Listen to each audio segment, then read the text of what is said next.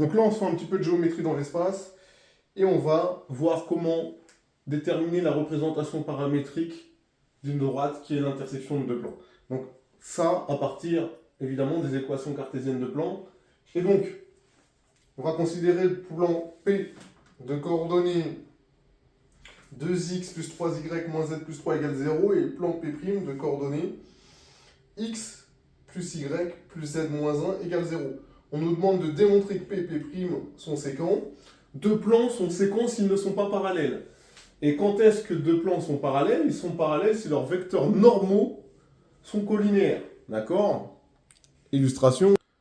Vous voyez bien que si je prends N1 qui est normal au plan P et N2 qui est normal au plan P', ben N1 et N2 doivent être colinéaires.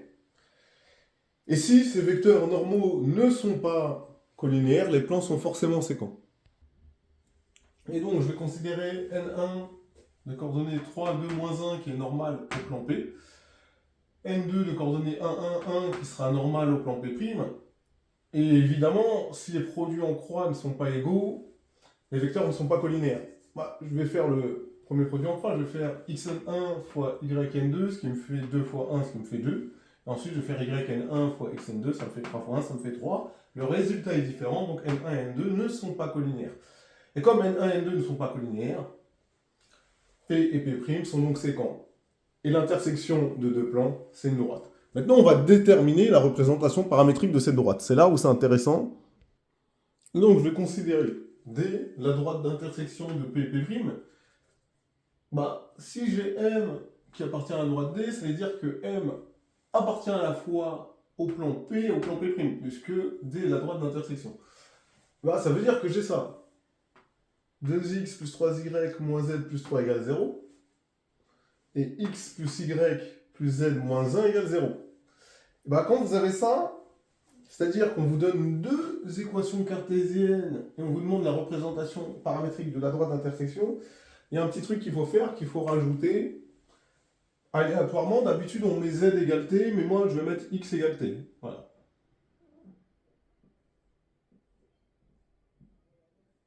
Égale t, et appartenant à R. Ok? Pourquoi j'ai fait ça? Vous allez comprendre. Simplement, ça, c'est équivalent à dire quoi? On va être intelligent. Et ben là, je vais prendre un petit peu de recul. Si ça, je l'appelle L1, c'est la L2 et c'est la L3. Et ben, simplement, je vais faire L1 plus L2 dans L1. D'accord? Là, je vais mettre L1 plus L2. D'accord? Et les deux autres, pour l'instant, je les garde, il n'y a pas de sujet. Je vais même les arranger. Et donc, quand j'additionne ces deux lignes, ça me fait 3x plus 7y plus 2 égale 0. Ah, c'est top parce que j'ai pas de z. Ça, c'est génial. Et évidemment, x ici, je vais le remplacer par t.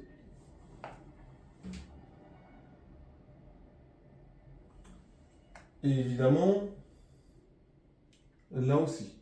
D'accord? Pas de problème. Évidemment, t est un paramètre réel.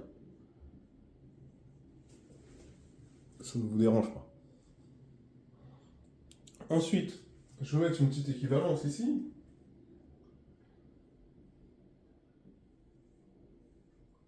Cette fois-ci, l'idée, c'est de mettre le y tout seul et aussi le z tout seul. Donc, d'abord, je vais écrire ça. 4y sera égal à moins 2, évidemment, moins 3t. Ensuite, je vais mettre z tout seul, ce qui est assez simple ici. Bah, z, ce sera simplement égal à moins y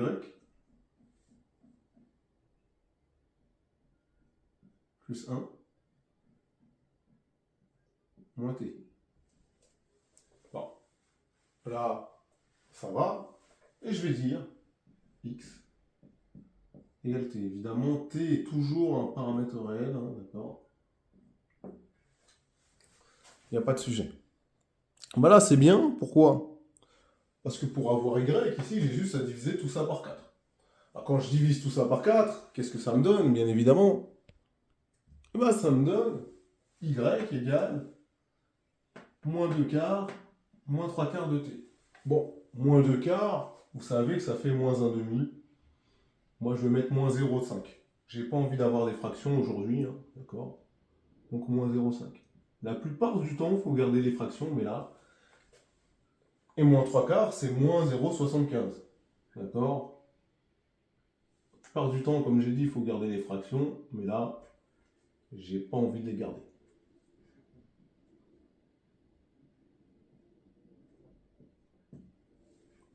Bah Z, simple, puisque c'est moins y plus 1 moins t. Bon. Donc j'ai z. C'est moins y, donc ça me fait 0,5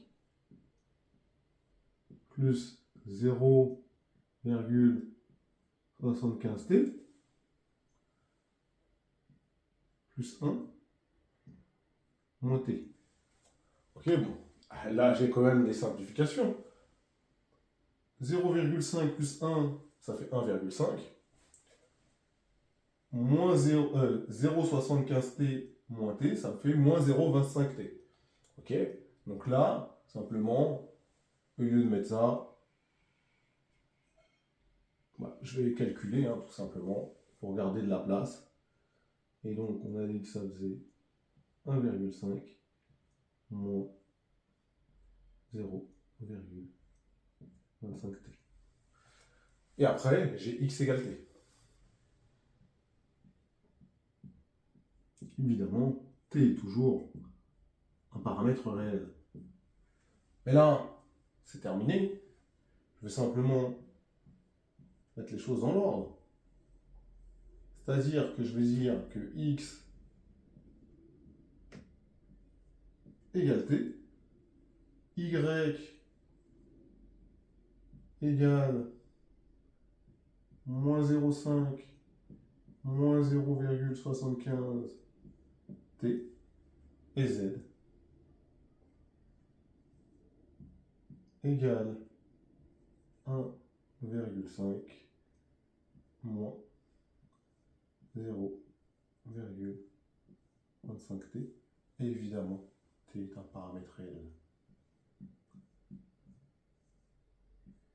Et voilà le résultat final. Pour moi, à droite D, sa représentation paramétrique. Voilà, j'espère que vous avez apprécié l'exercice. À bientôt.